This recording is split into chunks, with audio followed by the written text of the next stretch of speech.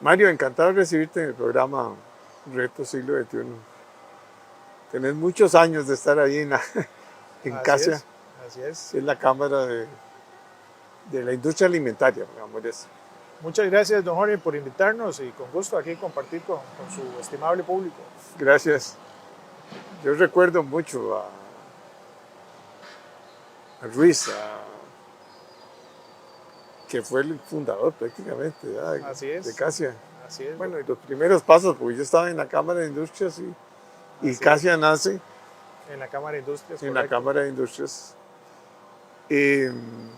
Para que hablemos de toda esta problemática que tenemos ahora, del plástico, de las bolsas plásticas, Así es, de las etiquetas negras, así es. de todo este montón de nuevas regulaciones casi que vienen de afuera, la mayoría. Ajá.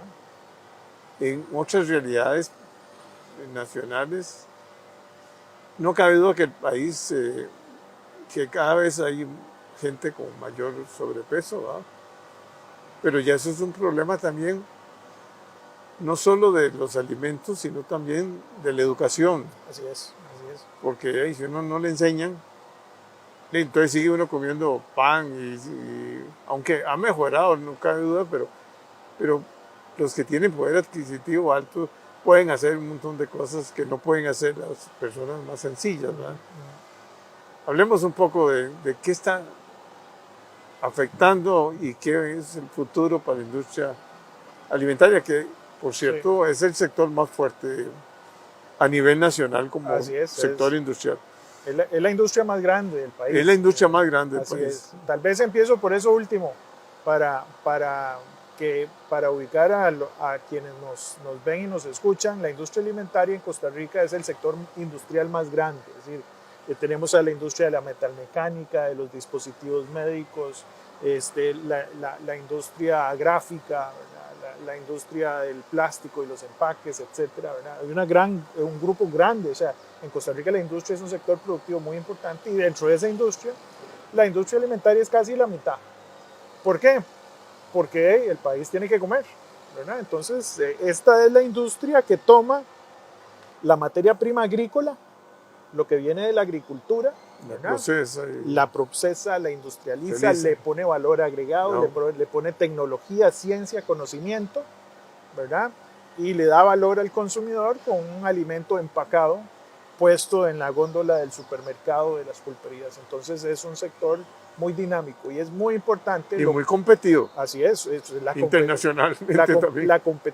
es uno de los, digamos, de las industrias más abiertas a la competencia internacional, ¿verdad? Por los tratados de libre comercio, pues prácticamente cuando uno va a la góndola del supermercado, Ve cualquier marca, es decir, es desde mercado internacional. nacional, sí. Eso es mercado internacional. Porque ves, por ejemplo, mermeladas. Usted ve ahí las mermeladas europeas, españolas, norteamericanas, suramericanas y las mermeladas nuestras, ¿verdad? Y bueno, ahí la magia de nuestro productor nacional Es la innovación. ha sido mantener enamorado a Ah, nuestros consumidores costarricenses, claro. ¿verdad? Y eso es magia, eso es una capacidad desarrollada durante muchos años de nuestros héroes empresarios, ¿verdad? Que logran meterle, digamos, mucho dinamismo a esa economía y ese dinamismo genera empleo, genera bienestar económico, ¿verdad? En un sector pues, que genera más de 100.000 empleos directos en Costa Rica, ¿verdad? Entonces somos una industria que también, por estar en el negocio de la alimentación, hay elementos que tenemos que ponerle mucha atención y que están sucediendo hoy en día, ¿verdad?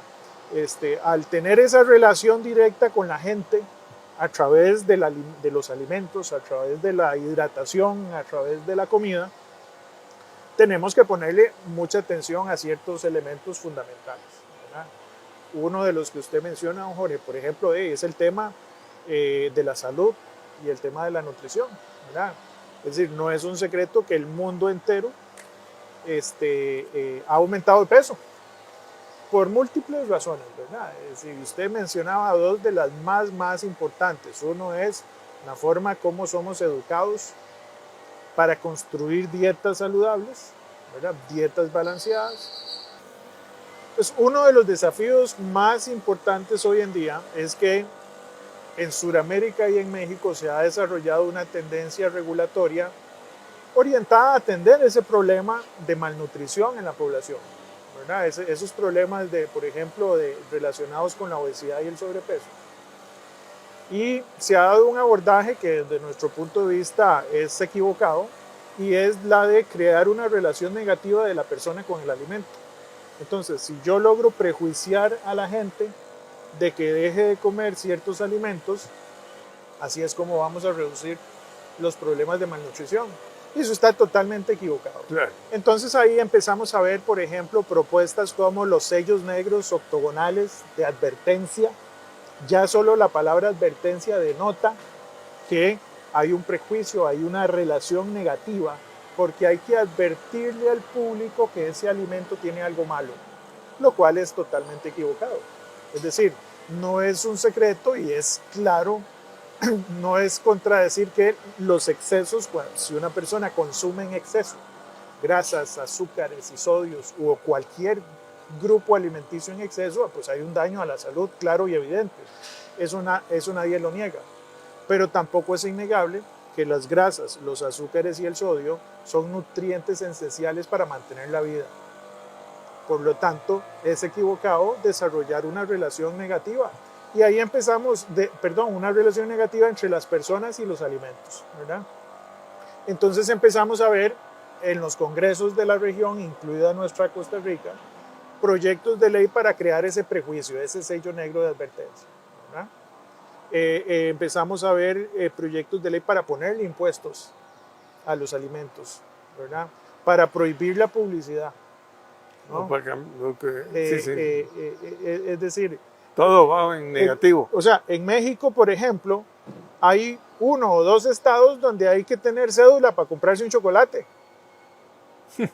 Se le prohíbe la venta a los menores de edad. Pero allá el consumo de los refrescos es muy alto. Claro, porque hay porque hay problemas con el agua. Hay una realidad de infraestructura histórica, ¿verdad?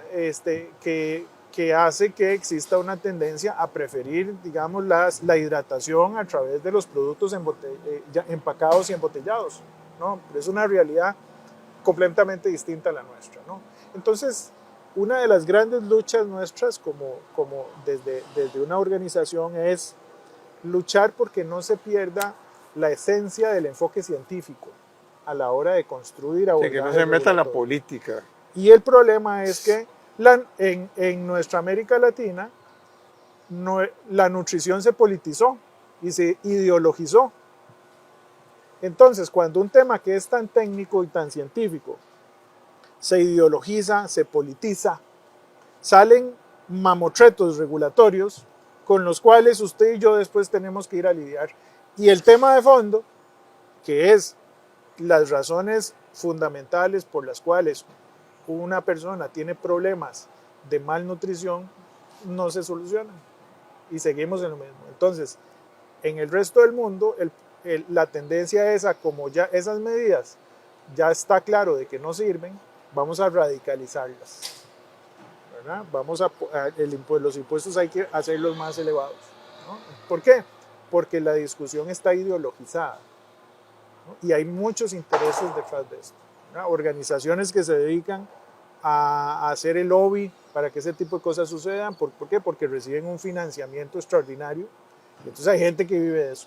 Hay gente que vive de que esas agendas regulatorias caminen en nuestros países, ¿no? Entonces ahí pues nos enfrentamos a un desafío importante, no sin desconocer que efectivamente hay cosas que tenemos que hacer como industria, que tenemos que ser parte de un montón de soluciones, que hay una actitud bastante responsable, ¿no? De darle a nuestros consumidores la información de una manera clara, transparente, educarlos, promover las ingestas balanceadas, ¿verdad? Ese tipo de cosas, no hay duda que tenemos una industria con una visión sumamente responsable hacia generar esos impactos positivos a nuestros consumidores. Entonces ese tema de salud y nutrición es uno de los temas, digamos, que hoy mayor atención de una forma muy responsable le genera a un sector como el nuestro.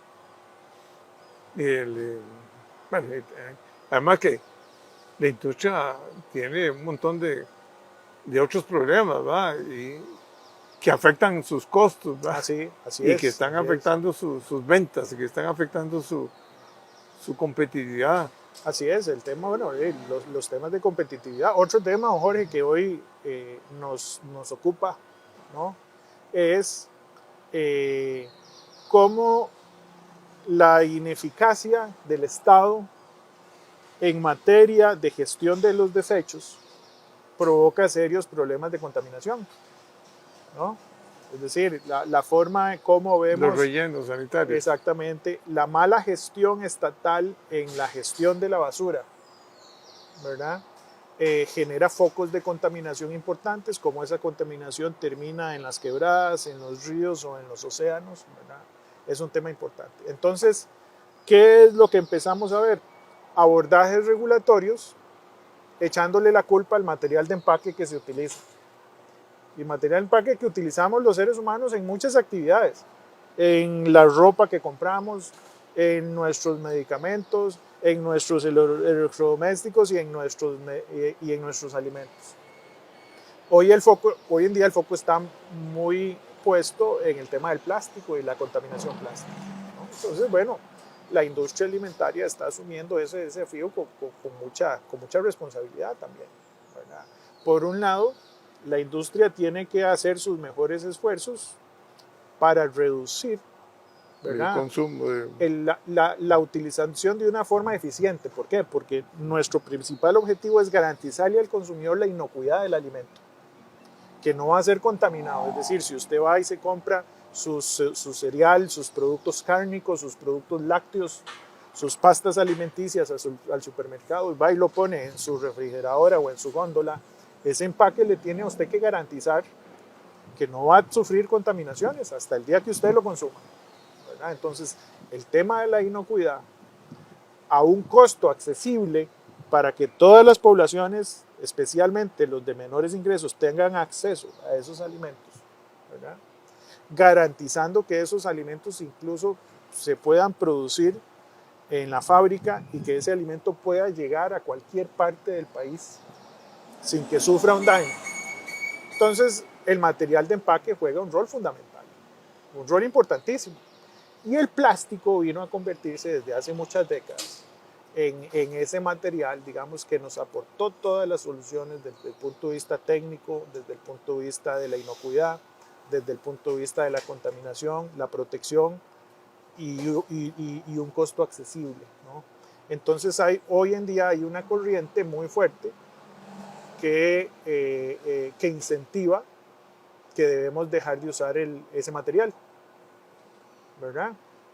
Y a nosotros pues nos parece que en tanto no exista una tecnología que venga a cumplir las funciones que el plástico desarrolló, las soluciones más obvias están en solucionar por qué todo ese material no es gestionado como debe gestionarse y por qué va a parar a los ríos y por qué va a parar a los océanos. Pero vamos a ver, pareciera que no hay soluciones a corto plazo a eso. Es muy Los dos doloroso, rellenos correcto. más importantes ya tienen una vida útil de pocos años. Así El es. gobierno no ha planificado, las comunidades no quieren rellenos sanitarios. Es un problema estructural grave. Grave Es una porque bomba. eso va a encarecer. Así es. Y el Ministerio de Salud no ha buscado soluciones. Así es. Eso es una bomba que está, Por estallar. que está programada desde hace muchos años. Sí. ¿Verdad? Sin embargo, las soluciones son estructurales y son de fondo y no son nada fáciles, ¿verdad? Ninguna comunidad quiere recibir un relleno, No. ¿verdad? Porque se supone que no hay un buen manejo. Exactamente, porque no hay un buen manejo. Son pocas las municipalidades que tienen la formación y la capacitación y la gente para experta supervisión para hacer un buen trabajo, claro. ¿verdad?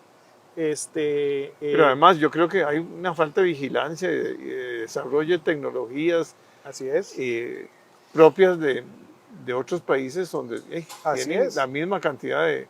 Así es. Y también, a pesar, el Ministerio de Salud es el rector, pero en este país ser rector es, Es es, nada. es como un caparazón, ¿verdad? Sin contenido, ¿no? Es puro caparazón y la gestión está en manos de las municipalidades. Entonces, ¿qué es lo que estamos tratando de incentivar? Pues un cambio de modelo que incentive lo que se llama la economía circular, ¿verdad? Es decir, cómo hacer que la basura se convierta en un Un buen negocio. negocio, ¿verdad? La basura al final es materia prima para muchas actividades. En todo el plástico lo puedes reciclar, ¿verdad? El plástico, El el vidrio, cartón, el el vidrio, cartón, el todo. aluminio y el desecho orgánico. El desecho, Todo sí, es, sí. todo es procesable en otros Pero procesos. también un país educado, Y, por supuesto, porque mucho es la educación. eso es el 80% de la ecuación, ¿no? de la ecuación, ¿no? Es decir, la educación, que es exactamente el mismo problema de la nutrición. Si no tenemos una ciudadanía educada, Y es que uno ve cuando andan ah, recogiendo basura que va un solo bolsa con todo, ¿verdad? así es. No está clasificado. ¿Y por qué? Porque no existe la estructura de incentivos y desincentivos para que yo en mi casa asuma, digamos, tenga el incentivo, ya no solamente por educación y respeto a mi comunidad, sino que yo tengo que tener un incentivo, ¿verdad? Para en mi casa hacer la separación. Si yo en mi casa hago la separación, el modelo del portón de mi casa hacia afuera tiene que funcionar. El problema es que yo, ciudadano, sé que el portón para afuera no funciona. Pero en otros países, por ejemplo, te ponen en los barrios Así es. unos grandes contenedores, no grandes, pequeños, pero medianos, digamos, Sí, que están muy accesibles. Entonces la gente va y deja su propia basura clasificada, tienen así colores es. distintos. Así es. Entonces los que andan recogiendo la basura ya saben que es un camión que pasa tal día, el otro pasa tal otro día, y Así cada es. uno está como programado. Aquí Así es. no, aquí es un No, a ver, no podemos generalizar. Hay algunas municipalidades que ya han avanzado. que están avanzando y están intentando y van en la dirección correcta, ¿verdad? Pero no es la realidad de la mayoría, ¿verdad? Y Y aquí en el GAM, en el GAM, el problema que que se ve, y ya lo vemos en los medios de comunicación, es el tema de la gestión integral de la basura, ¿verdad? Entonces, para que el país entre en un modelo de economía circular donde los desechos de todo tipo se conviertan en un buen negocio para que el sector privado, para que la empresa privada vea un problema social como un negocio rentable, como una oportunidad de negocio, ¿verdad? Entonces hay que cambiar legislación, hay que cambiar estructura, hay que cambiar el modelo municipal de recolección de la basura, es decir, tiene que haber toda una son muchos estructuración, actores. son muchos actores y eso requiere todo un equipo de planificación, eso requiere gente pensante, ¿verdad? Que proponga, que ejecute, y eso es lo que no hemos visto en los últimos Pero ya a esto nivel de está muy gobierno. desarrollado en todos los países del mundo, ¿verdad? No hay que inventar el agua No hay que tibia. inventar nada. No hay que inventar el agua tibia. Lo que ¿verdad? pasa es que es legislar. Así es, así es. Yo tuve la oportunidad en México de visitar una planta que se llama PetStar.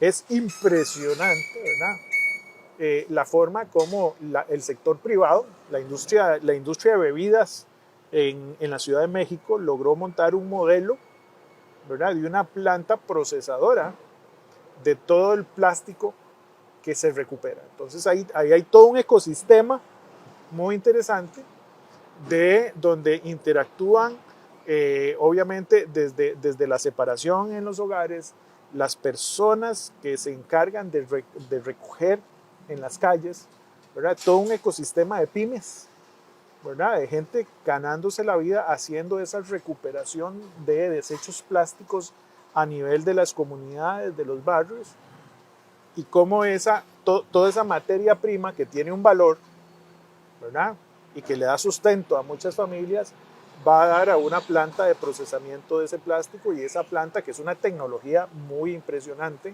¿verdad?, hace todo el trabajo de limpieza, separación, ¿verdad?